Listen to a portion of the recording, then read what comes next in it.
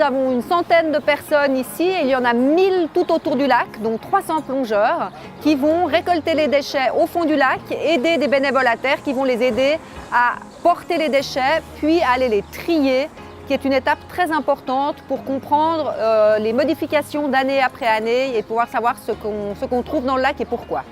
On devient parrain tout simplement pour une envie, pour une cause importante. C'est vrai que le lac, c'est une source magnifique de la nature, hein. Étant sur l'eau, on en voit beaucoup, hein, des déchets, on en voit énormément. C'est vrai que c'est assez difficile à imaginer ce qu'on peut voir réellement.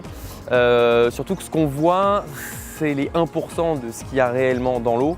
Alors le fait de fédérer tous les différents acteurs, tous les bénévoles, les plongeurs, le même week-end pour un grand nettoyage tout autour du Léman est un réel défi. Nous collaborons bien sûr avec les municipalités qui mettent à disposition toutes les infrastructures de prise en charge des déchets.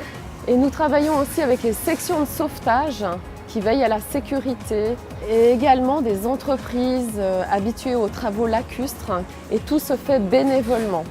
L'implication des plongeurs, c'est tout un travail de préparation en amont. Ils ont des protocoles de sécurité, la police nous a aussi briefés. Donc ils ne doivent pas remonter des coffres-forts ou des revolvers ou des couteaux et des choses comme ça. On parle de success story du Léman, notamment pour les nitrates et les phosphates. On a diminué grâce aux stations d'épuration énormément les concentrations de ces nutriments.